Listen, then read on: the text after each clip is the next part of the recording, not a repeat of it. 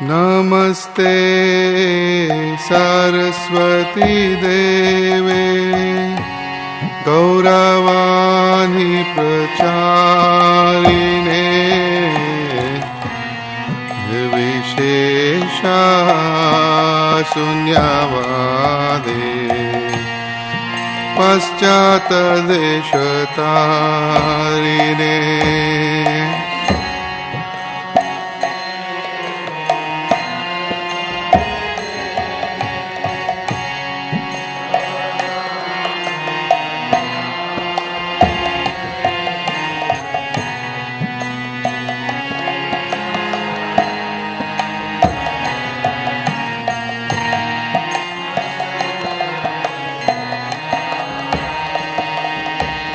Jai Shri Krishna Chaitanya Prabhu Nityanand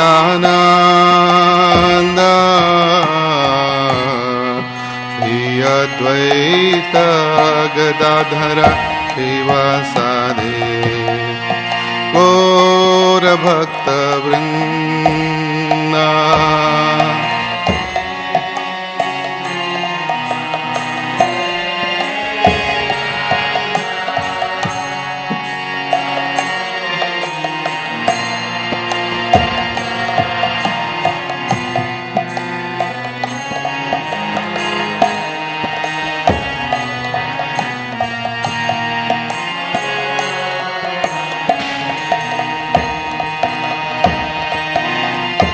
Hare Krishna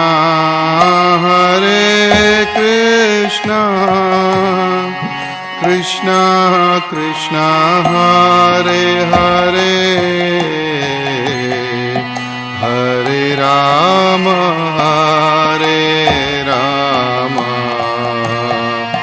Ram Ram Hare Hare.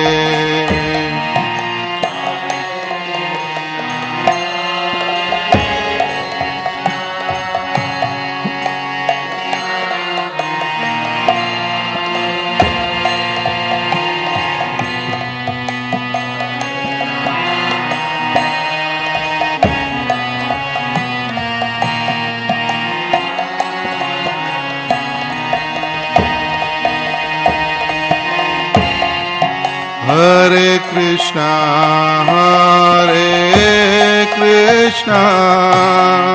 Krishna Krishna Hare Hare Hare Ram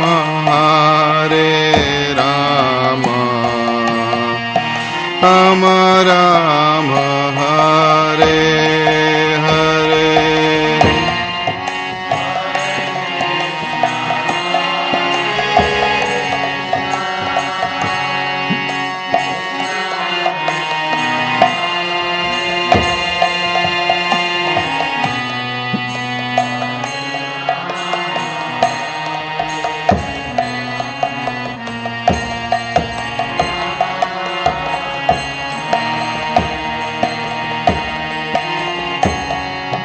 Hare Krishna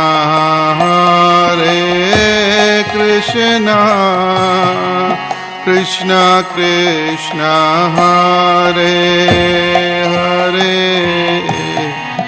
Hare Ram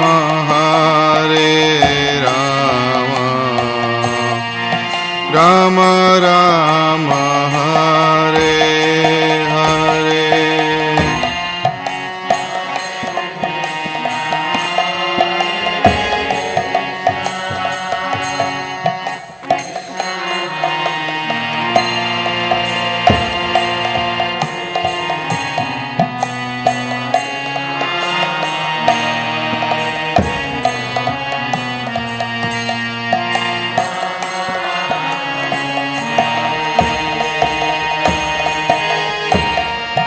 Hare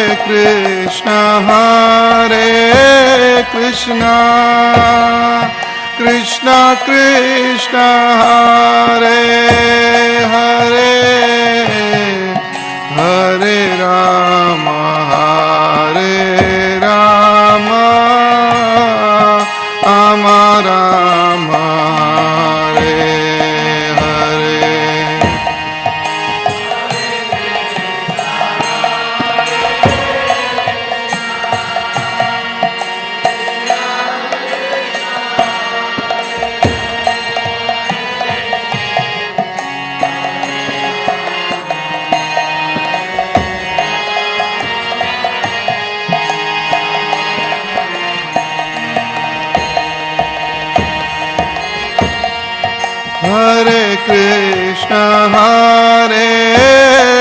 Krishna, Krishna Krishna, Hare Hare, Hare Rama, Hare Rama, Rama Rama, Hare Hare.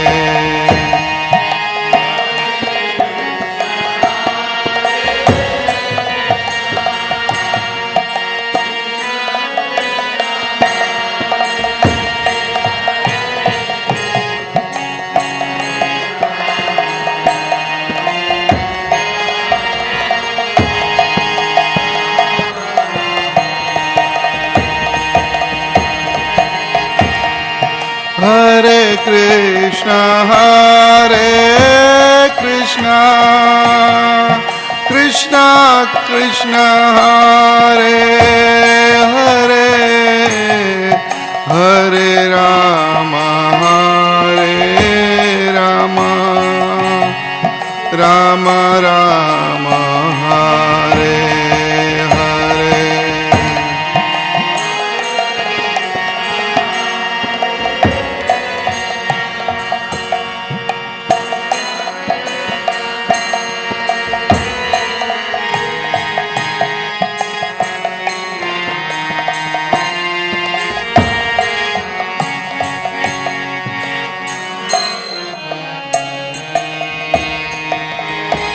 Hare Krishna, Krishna Krishna, Hare Hare, Hare Rama, Rama Rama, Hare Hare.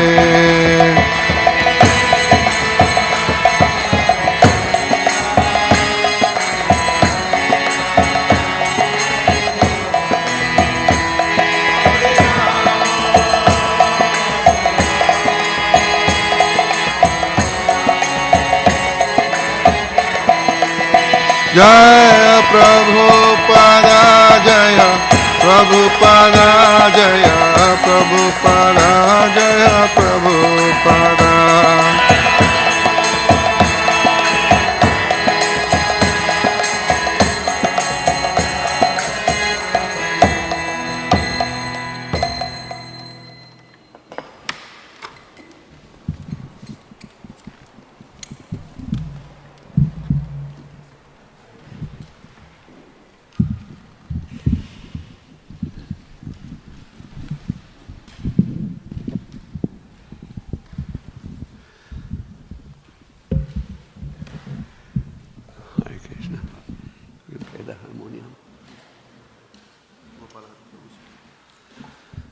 Hare Krishna.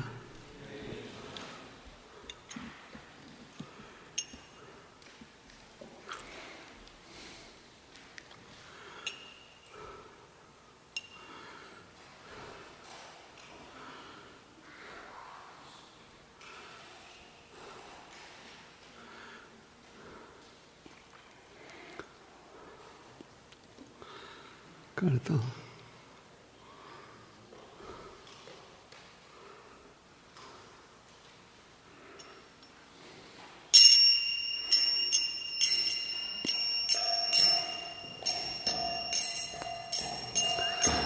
Jai Radha Madhav Jai Bihari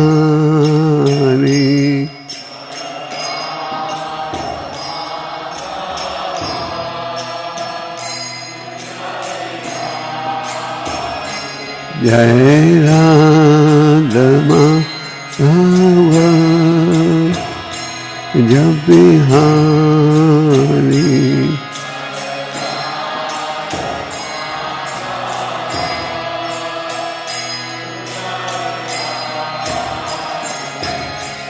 Gopi जनवल्लभ वरधारी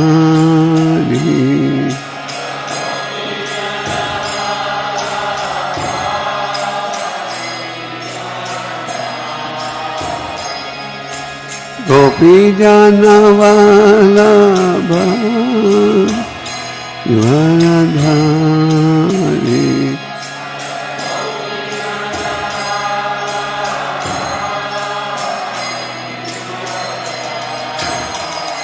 Jai Radha Madhava Jabihari.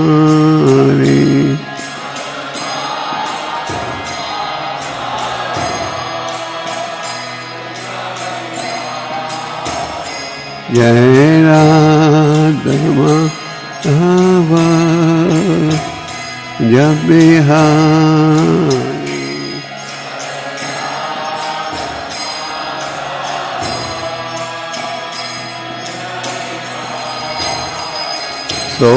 Sodanandana Braja Jana Ranjana.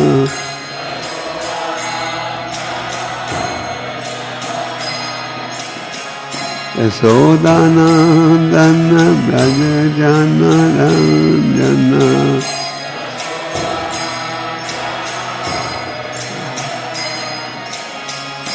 Jamnatira Banachari.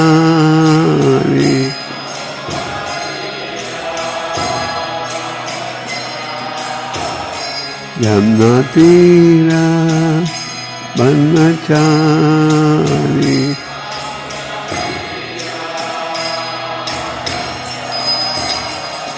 Jai Radha Madhava Jabihari.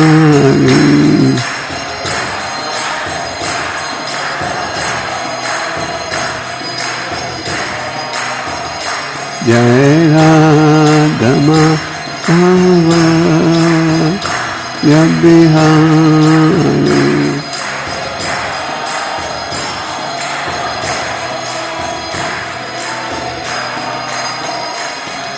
Gopi Jana Vallabha Valadhari.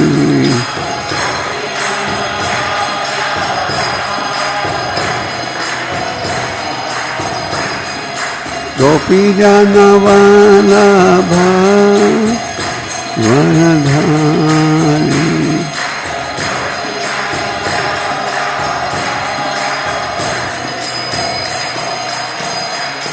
Sodanandana Braja Jana Ranjana.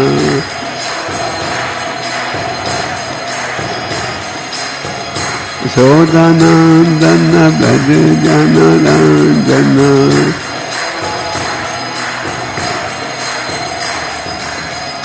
Jamnatira Banachari.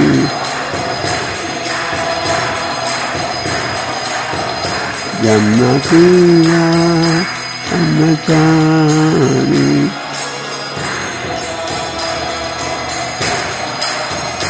Jai Radha Madhava Jabihari.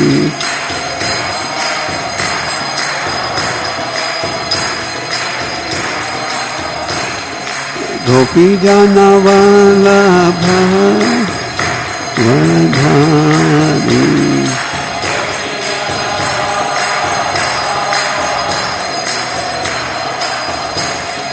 Gopi Jana Vallabha Valadhari.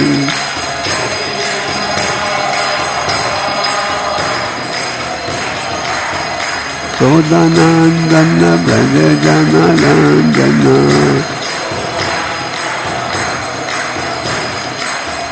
Jamnatira Banachari. Jai Shri Krishna Chaitanya Prabhu Nityananda Shri Advaita Radha Shivasadi Gaur Bhaktavrinda.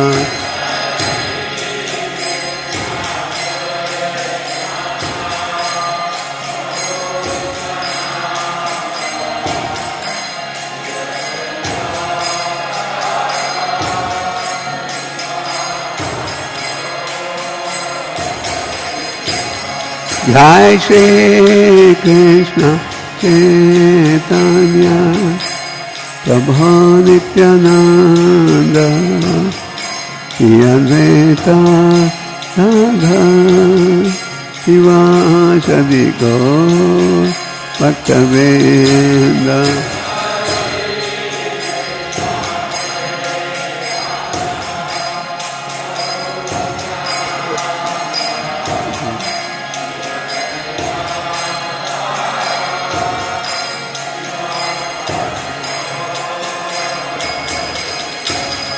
Jai Shri Krishna Chaitanya Prabhu Nityananda Shri Advaita Radha Sivasadi Gaur Bhaktavrinda.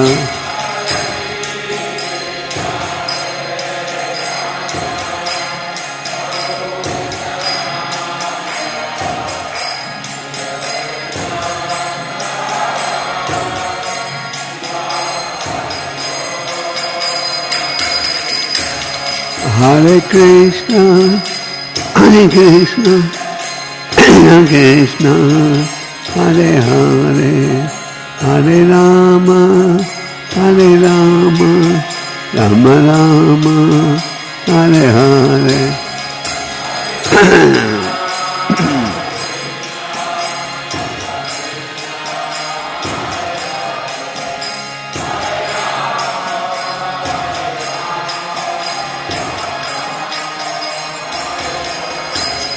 Hare Krishna, Hare Krishna, Krishna Krishna, Hare Hare, Hare Rama, Hare Rama, Rama Rama, Hare Hare.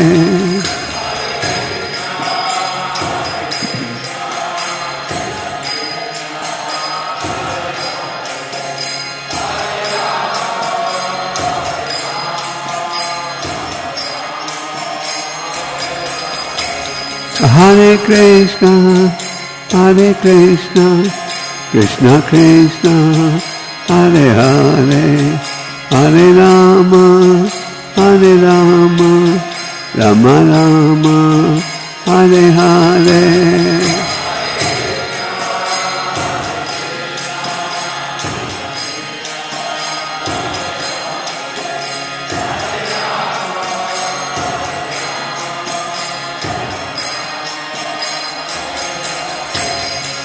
Hare Krishna, Hare Krishna, Krishna Krishna, Hare Hare, Hare Rama, Hare Rama, Rama Rama, Hare Hare.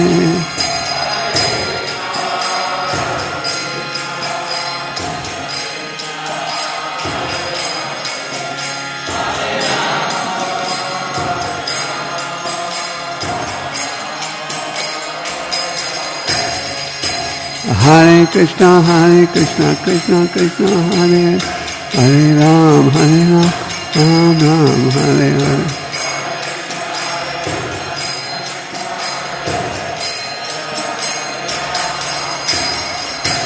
Hare Krishna, Krishna Krishna, Hare Hare Ram, Ram Ram, Hare Hare.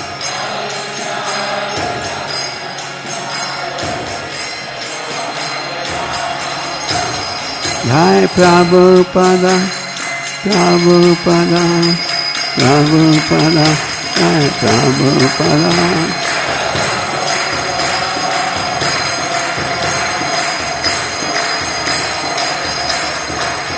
Jai Prabhupada, Prabhupada, Prabhupada, Jai Prabhupada.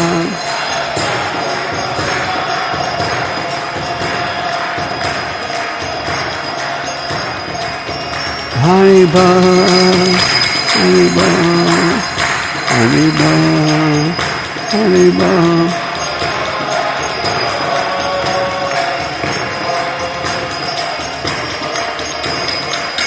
Haribo, Haribo, Haribo, Haribo.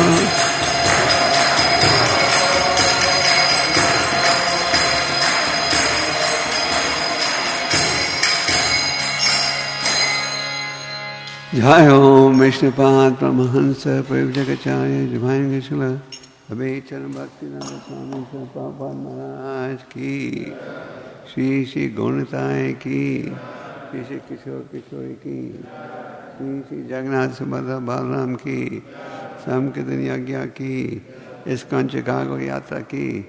All glory to the Samud Devotee. All glory to the Samud Devotee. All glory to the Samud Devotee. All glory to Sri Guru and Sri Guru.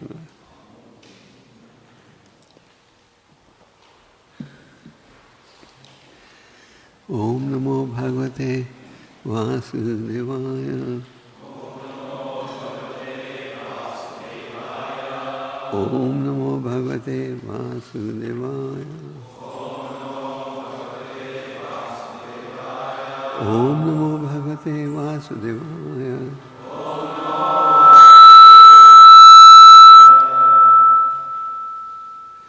Hare Krishna. What is the text for? Srimad Bhagavatam, Canto 5, Chapter 12, text 4. Ya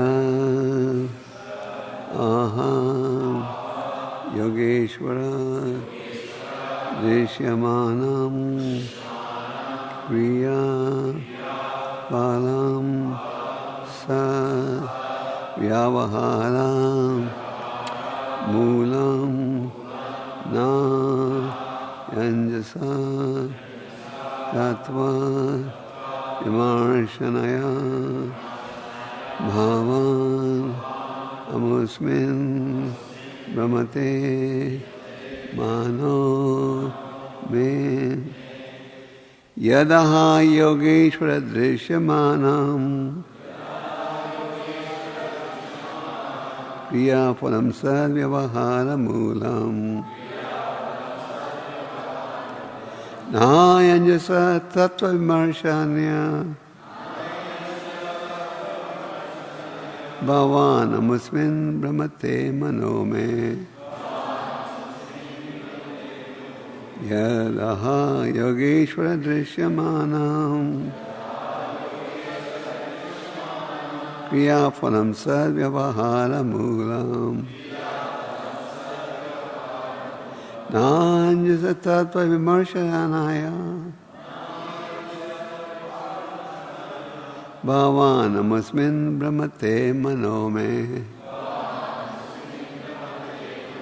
yadaha yogeshvara drishyamanam Kriya phalam sad vyavahara moolam nayanjasa tattva vimarshanaya bhavan amusmin brahmate manome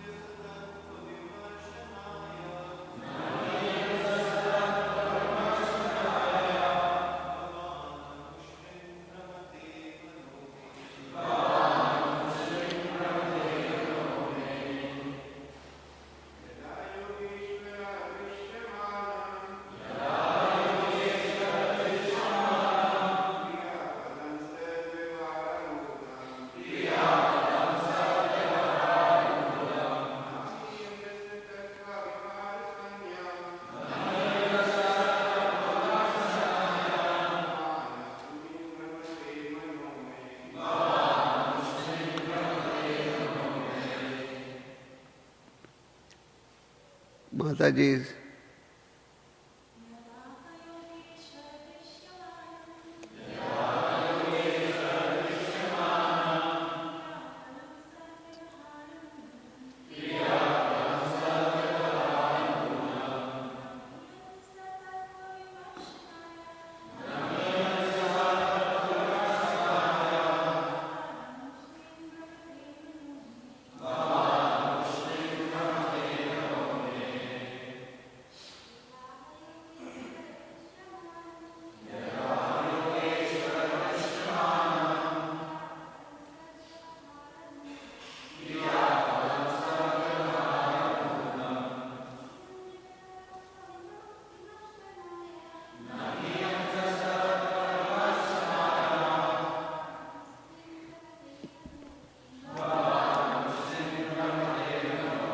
Yaha, that which Aham have said, Yoga Ishvara, O Master of Mystic Power, Drishyamanam, being clearly seen, Kriyaphalam, the results of moving the body here and there, such as feeling fatigue, Sa, existing, Vyavahara Moolam, whose basis is etiquette alone. Na, not. He, certainly. Anjasa, on the whole or in fact. Tattva Vimarshanaya, for understanding the truth by consultation. Bhava, your good self. Amusmin, in that explanation. Brahmate is bewildered. Mana, mind. Me, my.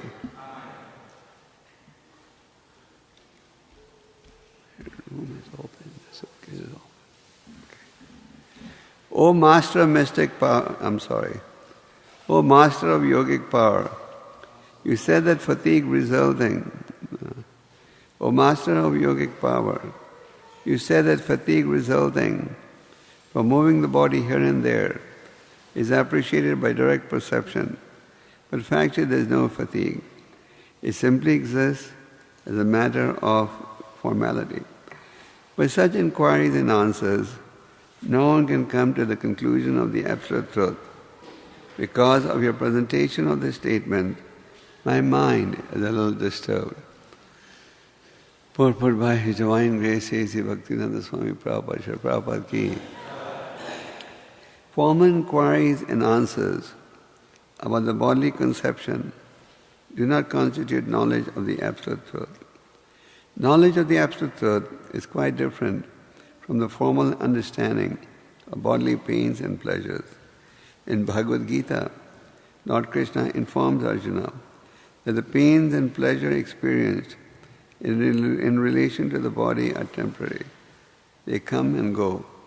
One should not be disturbed by them, but should tolerate them and continue with spiritual realization. My class will be a little short today because I have to go. Om Gyan Timirandasya Gyananjana Shalakya Chakshurmilitaniyena Tasmai Shri Gunave Namaha Shri Chaitanya Manobhishta Sthapitamena Bhutale Swayam Rupa Kadamaya Dadati Sam Bandeham Shri Guru Shri Uta Padakamlan Shri Gurun Vaishnavamsha Shri Rupam Sagrajatam Sahagana Raghunathanvitam Tam Sajevam Sadvetam Savadhutam Parijana Saitam Krishna Chaitanya Devam Shri Radha Krishna Padan Sahagana Lalita Shri Vishakhan Vitamsha He Krishna Karuna Sindhu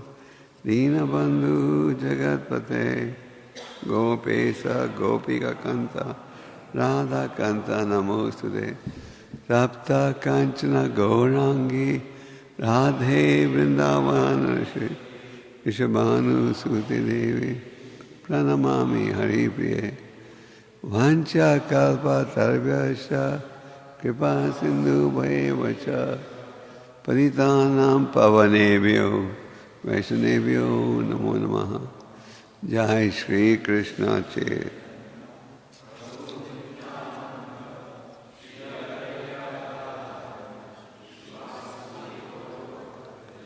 Hare Krishna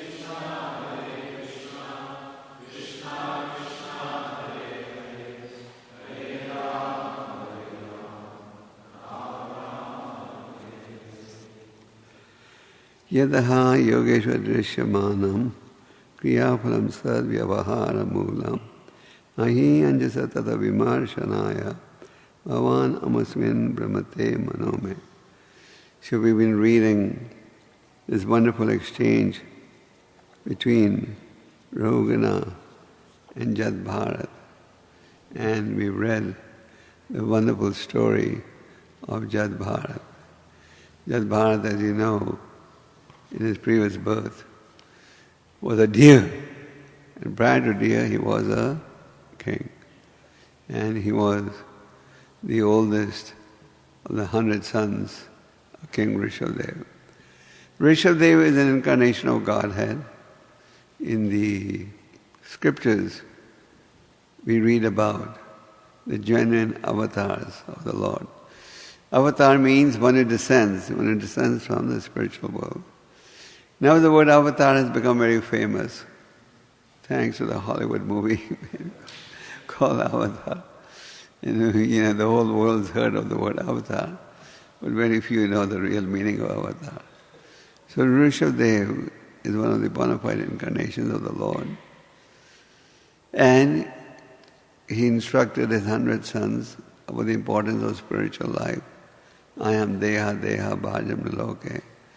He explains that this human body should not be wasted like the animals. It should be used for self-realization. Actually, he was addressing his 100 sons. And through his sons. And the Vedic custom was that after ruling for some time, the king would retire. Not that you stay on in your position until the end of life. And the Vedic concept of good government is spiritual monarchy. Not just monarchy, but spiritual monarchy, where the monarchs a devotee of the Lord and who guides the citizens on the path back to Godhead. In fact, Lord Rishabdeva said that one should not become a king or a leader till he can take his dependence back to Godhead. So King Bharat, the oldest of the 100 sons, succeeded his father, and he ruled over the planet in a very exemplary manner. Everyone was happy. Even today, people remember Ram Rajya. Why? With that was a period associated with immense happiness. And why were the citizens happy? Because the king was guiding them on the spiritual path. When there is spirituality in society, one can experience real happiness. So King Bharat ruled over the planet in a very exemplary manner. As a result, the people were happy. And the whole planet was known as Bharatvarsha. However, King Bharat got attached to a deer when he was in the forest. And then he had to take his birth as a deer. But he didn't stay for long in that body. And he soon took his birth in the family of a Brahmana, where he was known as Jad Bharat. So the last few chapters we are reading about the wonderful exchange between Jad Bharat and Rahugana. Jad Bharat was a very exalted personality. He was self-realized from the very beginning. He knew that he made a mistake. By the power of the Lord, by the blessing of the Lord, he could understand that in his previous life he had got attached to a deer, and therefore he resolved not to repeat this mistake. So he was pretending in society as if he was deaf, dumb, and dull. But he wasn't deaf, dumb, and dull. He was acting as deaf, dumb, and dull just because he did not want anyone to distract him from his real mission, which was constant absorption and meditation on the Supreme Personality of Godhead. Just like Gaur Kishore Das Babaji. Gaur Kishore Das Babaji, the spiritual master Bhakti Siddhanta Ji, used to do his japa inside the public toilet. The toilets are so dirty, and he would do a japa in a toilet so that nobody could come and distract him because it doesn't smell so nice. So Jad Bharat did not want to get distracted.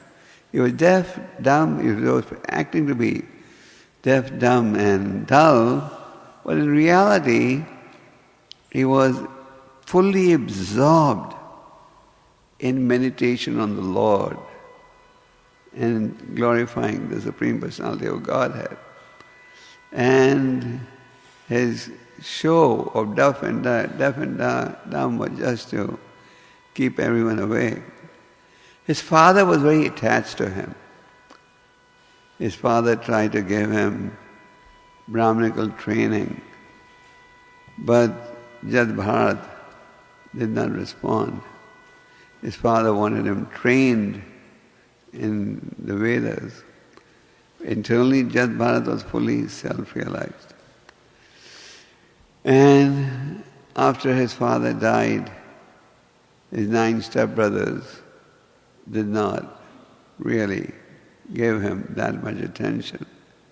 And they had him guard a paddy field. You read this very interesting story of how the dacoits kidnapped him. The dacoit chief wanted to have a son, so they were worshipping goddess Kali. And sometimes less intelligent people offer a dull personality, a human being, to goddess Kali also, like we offer fruits and vegetables to the deities. They offer a dull person. And they were offering a dull person, and he ran away. So the dacoit chief sent his assistants to go and look for the dull person. They couldn't find him, they found a replacement, and that was Jad Bharat, was acting like a deaf, dull and dumb person. Jad Bharat was unmoved. He was so absorbed in meditation on the Lord that when they were ready to slaughter him, normally somebody else would have protested and tried to run away. But Jad Bharat just tolerated it. But the Lord cannot tolerate injustice to his devotee. Jad Bharat did not protest. He was, and the dacoits, they bathed him, offered him nice clothes, and as they were about to slaughter him, to offer the blood to goddess Kali to drink, it's horrible, isn't it? The deity burst, and the goddess Kali came out. And with the same chopper, she slaughtered the dacoits. Amrish Maharaj, what did he say? Save mana Krishna padara. May my mind always be fixed at the lotus feet, my Lord. And when the Rasa Muni produced a demon to attack him, he was unmoved. And he was just fixed in his meditation. And he was protected by the Sudarshan Chakra of the Lord. So Jad Bharat also was protected by the Lord, and the goddess Kali killed the dacoits and saved Jad Bharat. So this is just to show his exalted character. He was totally absorbed in constantly meditation on the Lord. And Krishna says, Kaunteya pratijanahi nirame bhakta pranashati. My devotee never perishes. So we have innumerable examples of how the devotees of the Lord were protected by the Lord in extreme conditions. In the 7th canto, you read about the story of Prahlad and Lord Nrsimhadev and Hiranyakashipu. You read how Hiranyakashipu tried his level best to harm Prahlad, but he was unsuccessful. Rakhe Krishna Mare Krishna. Who Krishna wants to protect, no one can annihilate. Who Krishna wants to annihilate, no one can protect. So Jad Bharat was completely protected by the Lord because he was totally absorbed in his meditation on the Lord and his service to the Lord. King Rahugana was also a God-conscious person. As we said earlier, in the Vedic days, all the kings were God-conscious. King Rahugana was headed to hear a discourse in Lord Kapila's ashram. Lord Kapila's ashram is somewhere near Kurukshetra. So he was being carried in a palanquin and taken to the Kapil ashram to hear discourse on spiritual subject matters. And he was being carried by his palanquin carriers. In those days, the royal order would be carried in palanquins, not just anyone. So he was being carried in a palanquin. But the palanquin carriers could not move fast enough. And they needed assistance. And they saw this very healthy, tall, well-built, broad shoulders, long arms, personality, Jad Bharat. And they took him in the team to help carry the king. Unlike the other palanquin carriers, Jad Bharat was very cautious. He would not place his feet on the ground till he saw, at least for the next 3 feet, that there was no living entity on the floor. Whereas the other palanquin carriers, having Suddha mentality, did not really care for that. And as a result, the palanquin became uneven.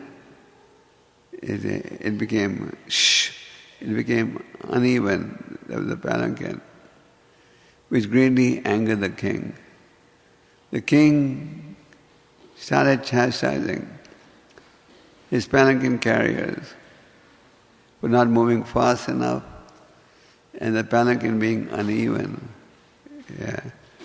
But the palanquin carriers said, "It's not our fault, sir. It is this personality that we have just added to our team. That is the cause."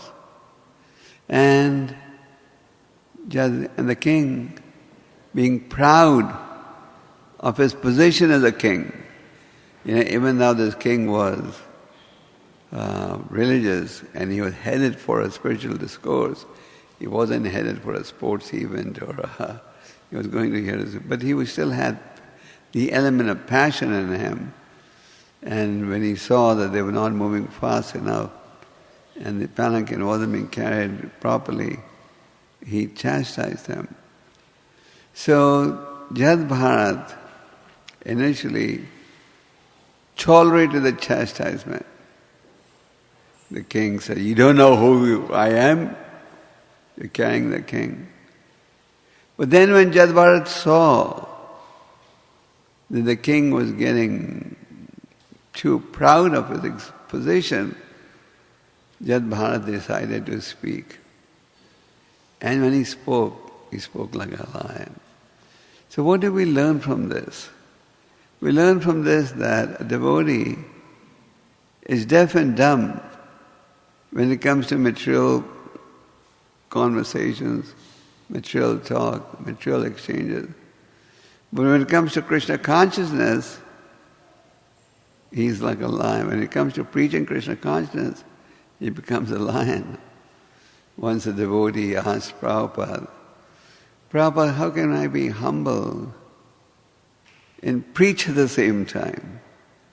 Because sometimes when you're preaching and doing book distribution, you have to be a little bold and sometimes a little aggressive. Sometimes our book distributors are accused of being a little too aggressive. So she asked Prabhupada, how can I be humble and preach at the same time? So Prabhupada said, be a lamb at home and a lion outside. So, when you're dealing with devotees, etc., be very gentle. But be a lion outside. But when you're preaching, you can be like a lion. But don't be a lion at home and a lamb outside. Many times our devotees are lion at home and lamb outside. So in the case of Jad Bharat, what do we see? He was a lamb at home. He was very quiet. When he was acting deaf, dumb, dull, people would chastise him, ridicule him, laugh at him, taunt him, but he was still tolerated. And internally, he was totally absorbed in meditation on the Lord.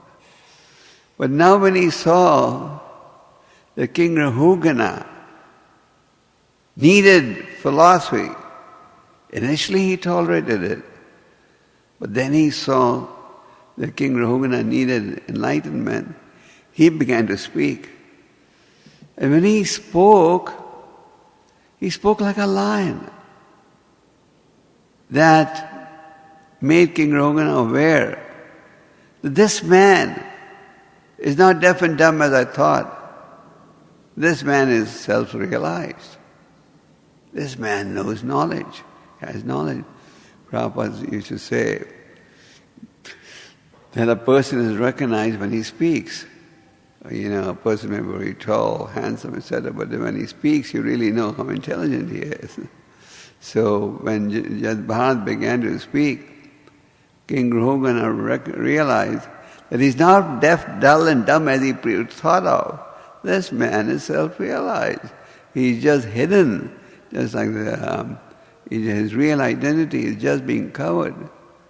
And the king got down from his palanquin and he begged forgiveness. The king said, I'm not scared of Indra's thunderbolt. I'm not scared of Yamraja's punishment. But what am I most scared of? Committing a Vaishnava aparadh. I have indeed offended you. Please excuse me. So on the spiritual path, one is advised to avoid Vaishnava aparadh. Chaitanya Mahaprabhu was explaining the process of devotional service, and he explained how the living entity, after going through so many births and deaths, receives this knowledge of devotional service. Brahmanda Brahmide Kunam Brahmata Brahmande Kunam Bhagavanaji Guru Krishna Kripa Bhaya Bhakti Latabhi. You get this seed of devotional service after many, many births. In other words, after going through innumerable births and deaths, is each a fortunate soul who understands the importance of devotional service. But this seed of devotional service, Bhakti Lata Bij, will grow only if you water the seed. Is that right? And how do you water the seed? Through the process of Shravanam and Kirtana. We all have experience that when we came to this movement, or when we received knowledge about the importance of devotional service, the seed really began to grow when you chant and hear. And the Shravanam Kirtanam results in the growing of the seed of devotional service.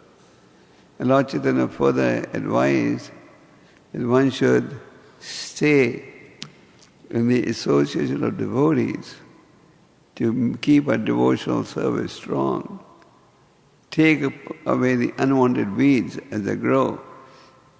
As we embark on the devotional path, unwanted weeds also begin to grow. You know, we begin to feel, oh, I'm so proud, I'm so great, I'm such a big man, I'm such a nice devotee. These should be plucked out, otherwise they'll soak away the water. But then he proceeded to explain that one should avoid what? Vaishnava aparadha. He explains how this Vaishnava aparadha can destroy the beautiful garden of devotional service, just like a mad elephant can destroy a beautiful garden. So King Rahugana, he had transcendental knowledge. He could recognize that Jad Bharata is an exalted personality who he has sarcastically criticized.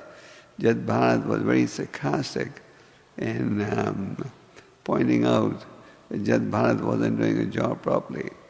So, but the king realized he had offended a great Vaishnava. So on the spiritual path, one should be very careful in terms of avoiding Vaishnava aparadha. And Lord Chaitanya emphasized the importance of this in the example of his own mother. Lord Chaitanya is described as the most merciful of all incarnations. Namo Mahavadhanaya Krishna Prema Pradayate. He freely distributed this process of love of God. So devotees would often tell him, "You're so compassionate and merciful to everyone, but it appears that you're not so merciful to your mother." And the Lord would say, "My mother has offended." What was Sachi Mata's offense? Her offense was that within the mind, she had an element of anger against Advaita Acharya. She held him responsible for influencing her oldest son to leave home. And she even held him responsible for influencing her younger son to take sannyas.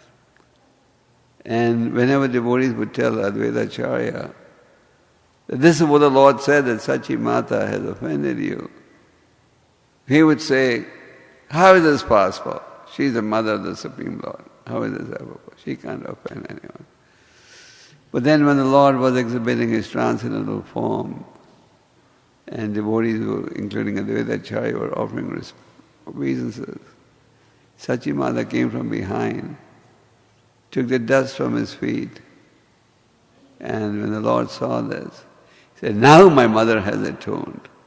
The point is, on the devotional path, one should be very cautious about offending Vaishnavas.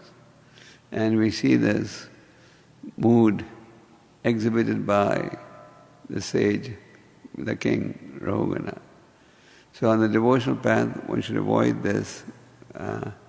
One should avoid committing Vaishnava aparadhas. And if one has committed an aparadha, one should be bold enough to apologize and not repeat it. It's not that you go on repeating it intentionally. Maybe accidental, but not intentional. So Rahugana surrendered at the feet of Jad Bharata. Tad vidhi pranivatena paripushena sevaya.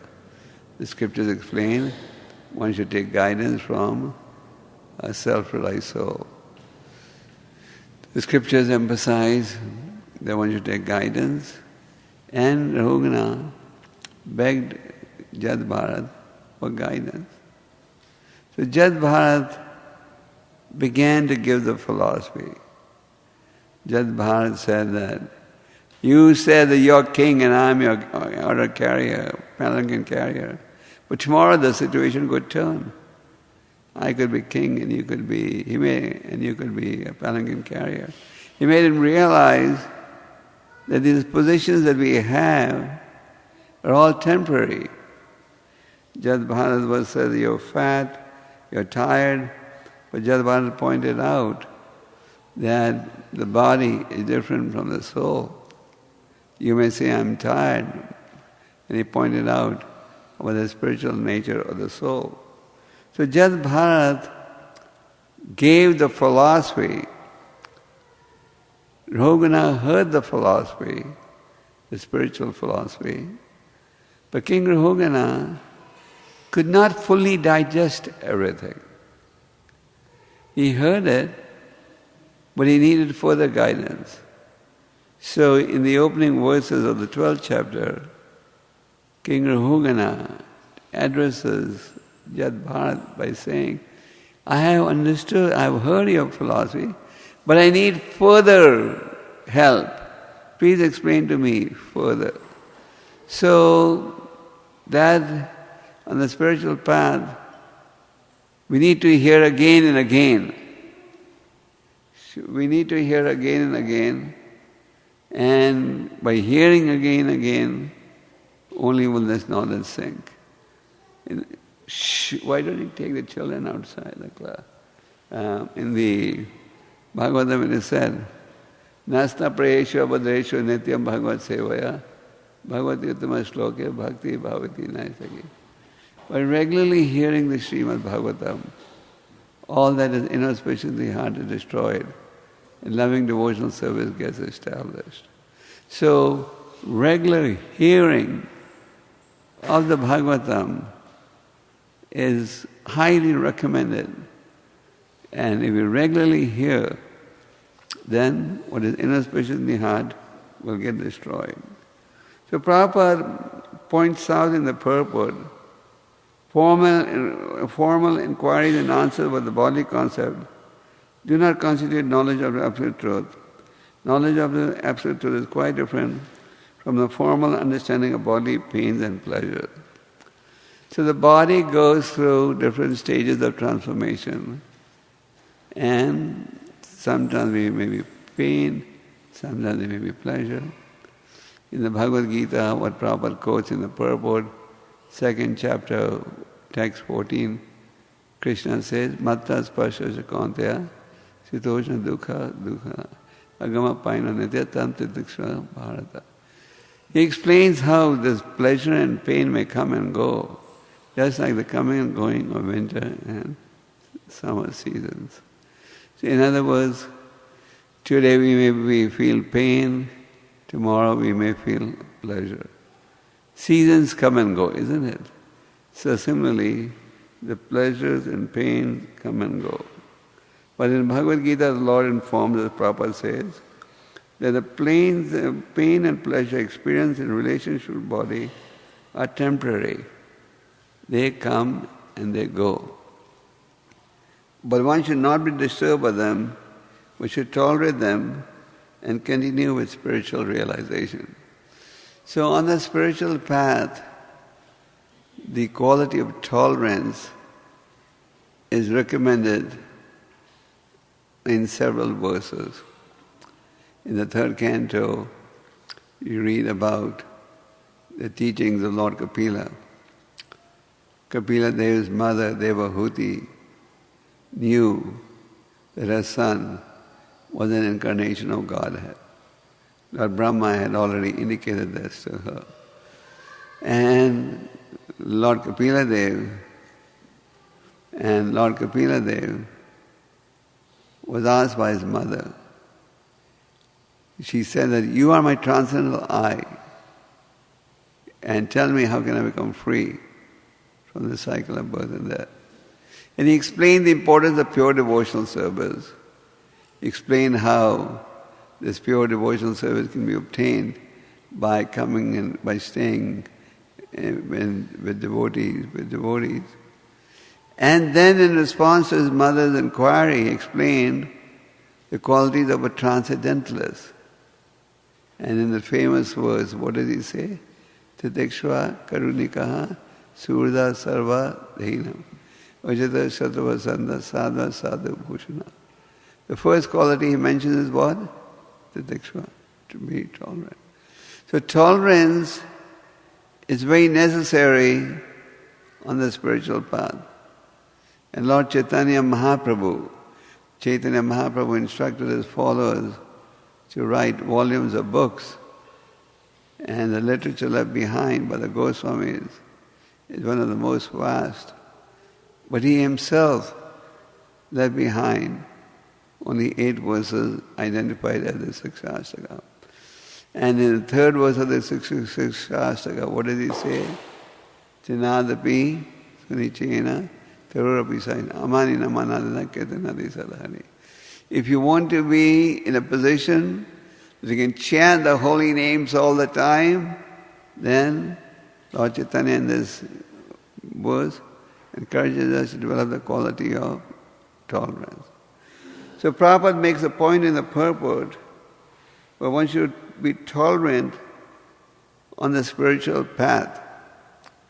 And on the spiritual path, we have to practice tolerance internally and externally. Internally, the senses are always agitating. The mind is agitating, etc. So not that when the senses and the mind agitate, you just proceed to fulfill their material desires. Tolerate it. Don't be, and then tolerate it, and the strength to tolerate it comes from execution or devotional service. So there is internal tolerance and there is the need for external tolerance. Externally, when you're engaged in serving the Lord, you may have to go face many obstacles. If you look at Prabhupada's life, you see Prabhupada had to face so many obstacles in establishing Krishna consciousness, but he did not get disturbed. On one occasion, Prabhupada had translated the whole Bhagavad Gita. He hand-wrote the whole translation. At that time, Prabhupada didn't have any assistance or any facilities. So he hand-wrote the whole Bhagavad Gita. He was looking for somebody who could finance the publication.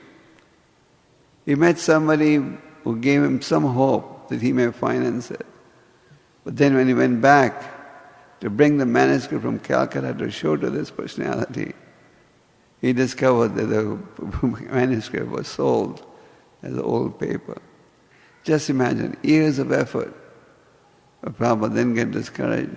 He retranslated the whole Bhagavad Gita.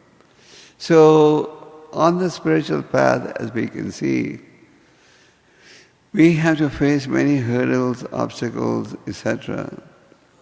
But we should be tolerant. Chaitanya Mahaprabhu started his Sankirtan movement. He sent his devotees house to house to preach. And one of the teams he made was a team of Nityananda and Haridas Thakur. Bolo Krishna, Bhajo Krishna, Koro Krishna Siksha. Lord Chaitanya told his associates, go house to house and request people, Bolo Krishna. Chant the names of Krishna. Bhajo Krishna. Worship Krishna. Koro Krishna Siksha. And accept the teachings given by Krishna as your life and soul. So with this mandate from Mahaprabhu, Nityananda and Haridas started their preaching program in Navadvip.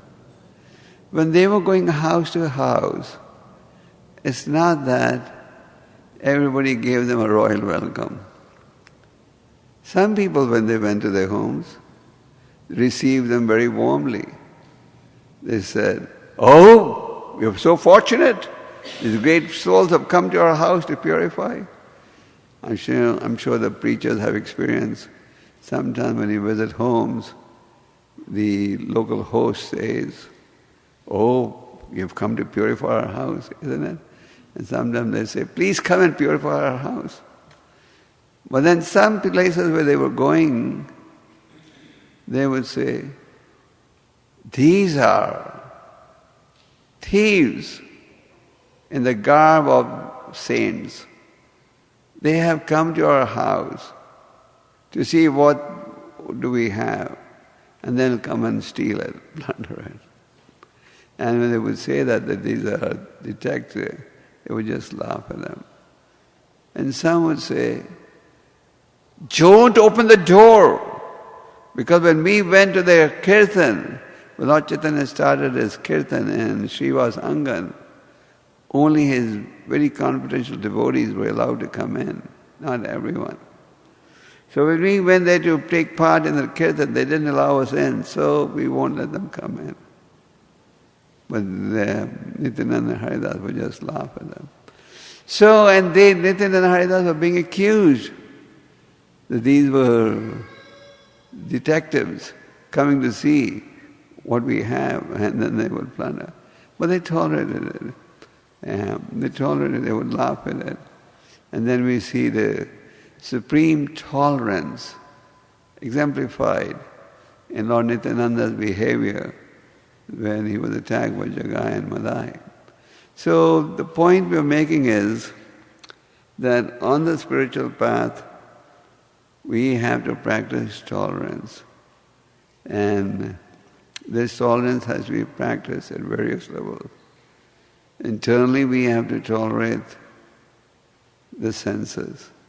The senses are always pushing us towards sense enjoyment. Therefore, in the first verse of the Upadesharamrita, Rupa Goswami gave us many wonderful books. Narottam Das Thakur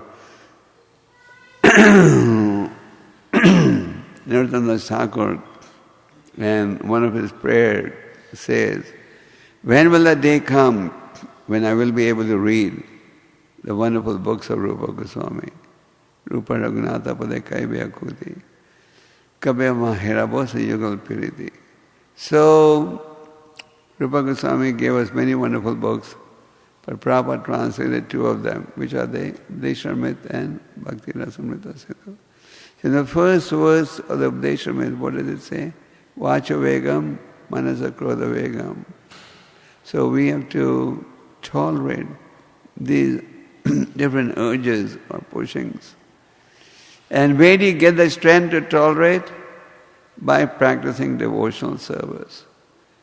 And we hear the word tolerance, we hear about tolerating insults, tolerating difficulties, tolerating challenges. In many parts of the world, the challenges are so intense. America is blessed in many respects. You don't have so many restrictions when it comes to religion. But in many parts of the world, there are so many restrictions. In some places, you virtually have to clap and whisper the Hare Krishna mantra and kirtan. But devotees are tolerating it, and they're determined to push on Krishna consciousness.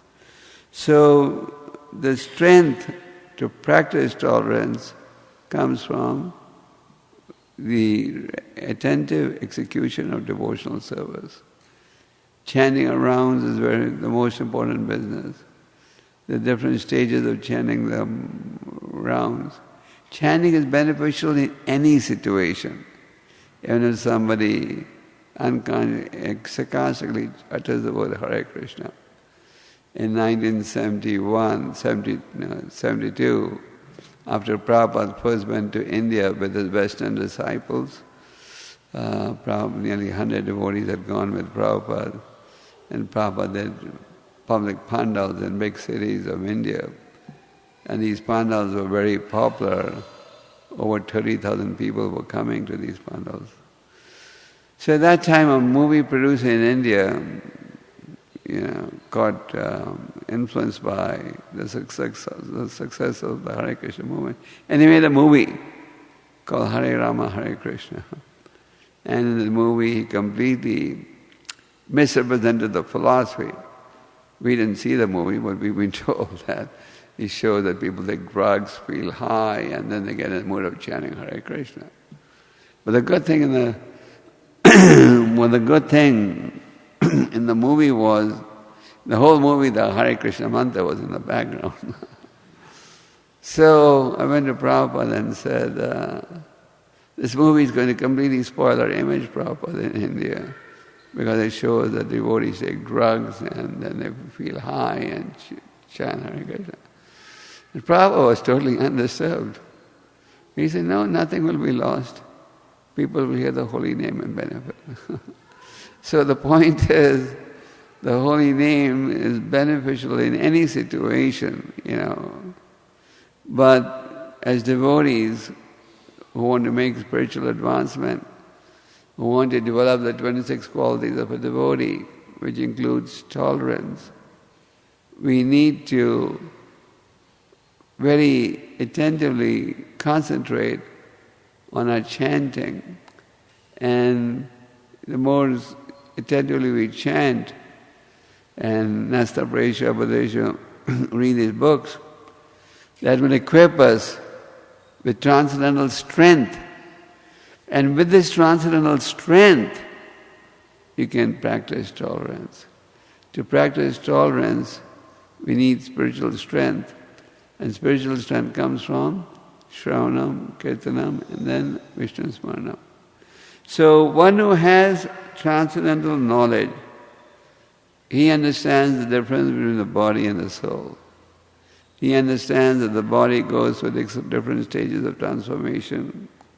He understands that the bodily pains and pleasure is there, but this is very different from the real self. And the real duty of everyone is to engage in devotional service. Therefore, a devotee does not wish to waste even a second. Chanakya Pandit said, Ayusha Kashana Pino Ekopina Labaya Swana Kotibi. A minute lost cannot be made up with the wealth of the entire world. Therefore, a devotee doesn't want to engage in idle activities. He wants to use every second in service of the Lord. Rupa Goswami in Updeshamrita tells us how our devotional service can be enhanced and how it can be ruined. Atyahara praishascha prajalpa niyamagraha jan sangasha lolyam cha sadvir bhaktir vinashati. In this verse, Rupa Goswami tells us how our devotional service can be ruined. We are so fortunate that Vyasadeva and his representatives have done all the research that needs to be done for us to progress spiritually. We don't need to do any research. Once we were talking with Prabhupada and we proposed we should have a Vedic research institute, because in India the taxation laws are such, if you have some taxation, if you have a research-oriented project, you get 100% tax exemption. So we proposed to Prabhupada, maybe we should have a Vedic Research Institute in Bombay. Prabhupada said, why research? All the research is already done by Vyasadeva. So the Vyasadeva and his devotees, they've done all the research and they've given us a summary. We don't need to debate it, we don't need to question it, we don't need to challenge it. We should just accept it with faith. So Rupa Goswami tells us how our devotional service can be ruined. And then he gives us advice how it can be enhanced. Utsaha nishya dharya tat karma pravartana sangatyage satavrede sadvir bhaktir prasiddhati. So we should just take advantage of the knowledge that is there in these scriptures. So to summarize, King Rahugana is begging Jad Bharat for further guidance. He says, I've heard what he said, I've understood it, but I want to understand it more deeply. Just like in the Bhagavad Gita we see Arjuna constantly asking questions to Krishna. Parikshit Maharaj constantly asking questions to Shukadeva Goswami. So it's not unnatural to ask questions, rather, as Prabhupada used to say, asking questions is a sign of intelligence. But ask questions to the qualified sources. And if you ask questions to the right source, then you can get the right answer. And King Rahugana is requesting Jad Bharat to further enlighten him on the philosophy that he has already spoken. And it is pointed out that absolute knowledge of the absolute knowledge is different from the formal understanding of bodily pains and pleasure. The body will go through pains and pleasures, but we should not be affected. Sometimes when devotees are suffering, naturally it's a little painful. But we should still go on with our devotional efforts. And the strength to go on with our devotional efforts comes from chanting and hearing. Chanting and hearing, Shravanam Kirtanam, includes not only chanting and hearing of the holy name, which is most important, but also reading Prabhupada's books.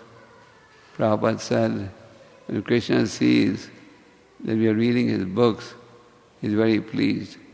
Krishna says, here is someone trying to understand me. Let me give him the understanding by which he can come to me. So reading is also part of Shravanam Kirtanam. And the more intensively we involve ourselves with this, the greater will be our ability to practice tolerance and develop determination, and the faster will be the elimination of the anarthas. The anartha nivritti takes place by the execution of bhajana kriya. And bhajana kriya means following the process of sadhana bhakti and indulging in chanting, hearing, etc. So fortunately, we have all the emanation we need to fight Maya. We just need to use this emanation to make spiritual advancement.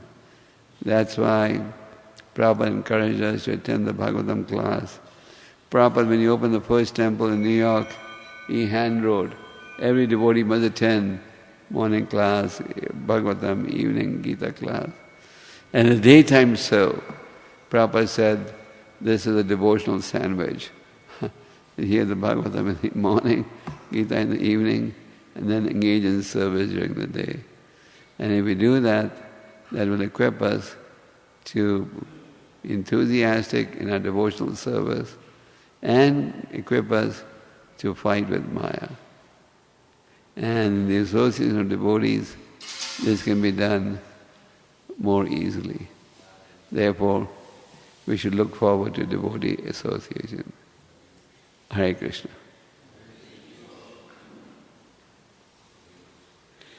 Any comments or questions?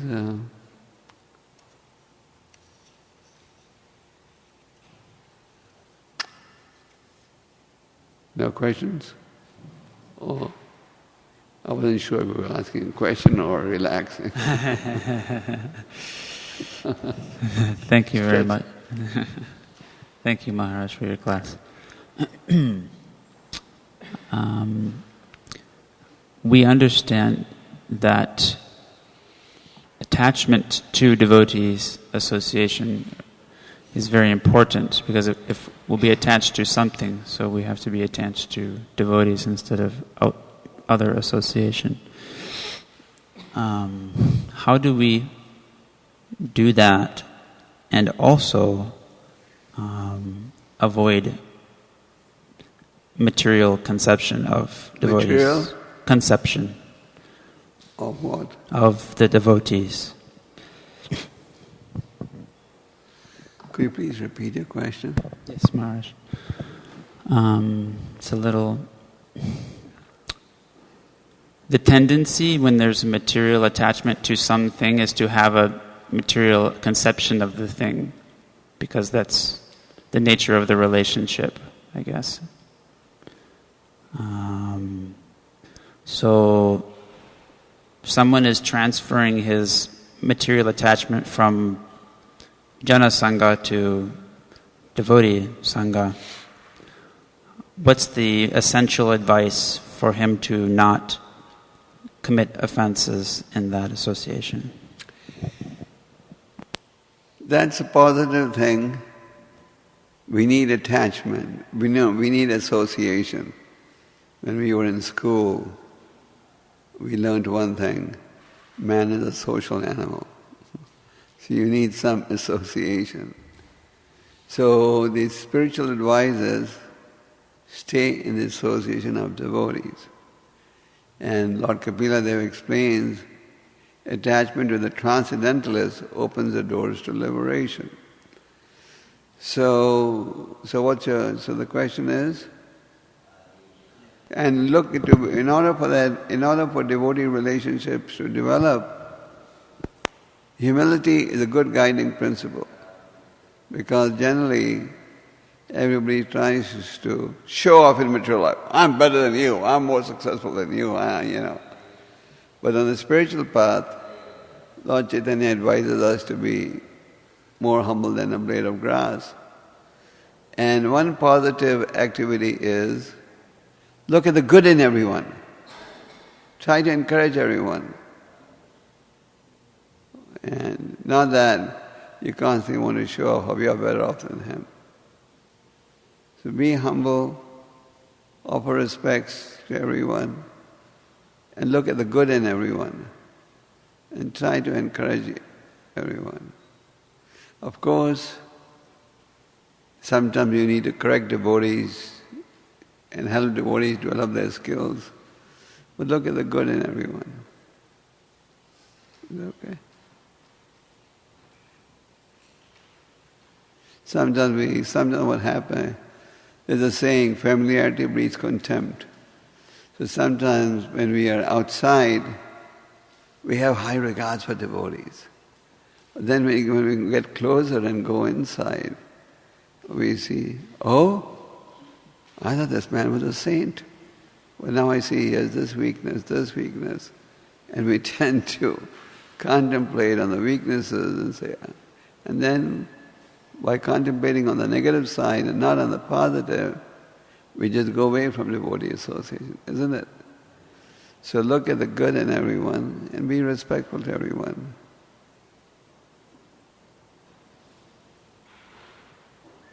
Any more questions? Yes. Maharaj, I read a Prabhupada Lilamrita and I read about you that how. So my question is, when you met Prabhupada, at that time you were in Canada or in USA, and at that time you were a student or you were working at that time? It's not a question for a Bhagavatam class, that's a private. I met Prabhupada in Canada. I went to ISKCON in 1967. But that's not a philosophical question. Yes.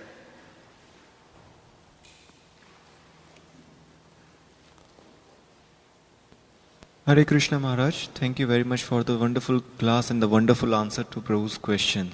In continuation to that question, I have one more question. Sometimes in the devotee association, because of our own anarthas, we see faults in others.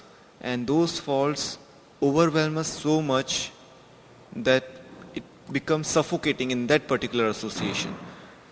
So is it a good idea to change the association, not going outside the devotees, but the particular person with whom you are associating, accept that because of my anarthas, I can't associate with him, I am seeing too many faults, there's too much dust or contamination in my own mind. Let me change my association and associate with other devotees and try from that point on. You could do that. Sometimes if a devotee wasn't happy in one temple, Prabhupada would send him to another temple. You could do that. Suppose you're with group A and you find that group A has too many faults, you could try group B.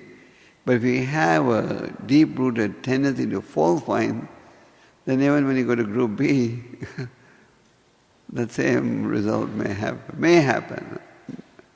If in group A was more faulty, then you may do better with group B. But if in group A, and you're dealing with group A, you are more at fault, then the same tendency will repeat itself. You could try 2 or 3 groups and if it's the same effect everywhere, then you'll say, the fault is in me. The best is to think that you're the cause rather than others are the cause. Generally, a devotee blames himself.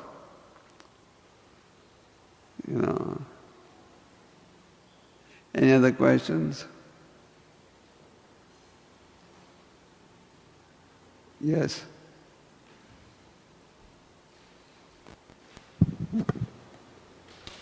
Hey Maharaj, thank you. You're saying that the good thing is to look at the good things in the person, not like what they say, like the black, the spots in the moon. Like don't look at their bad quality, but are the good qualities.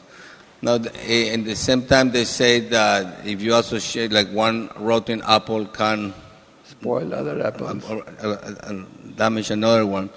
And there is, a lot of devotees. I'm from the Alacho community, which is a large community, and I'm thinking about the youth with a lot of good qualities, but at the same time, somehow or another they are kind of, you see the good quality, the Vaishnava quality, but at the same time they're very influenced by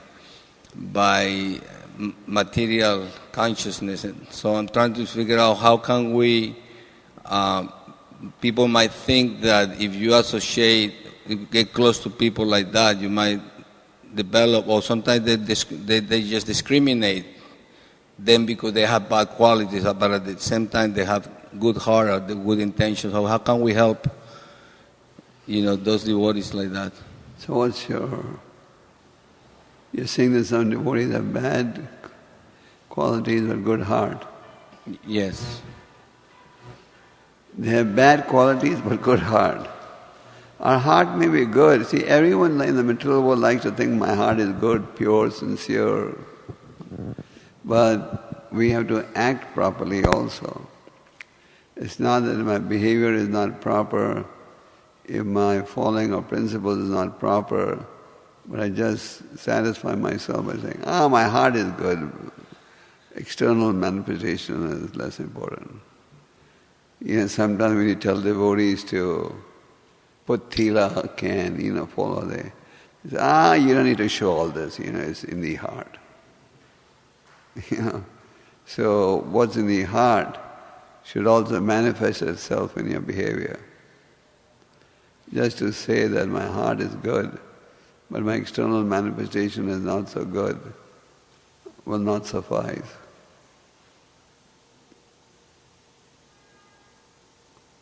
Did I answer your question?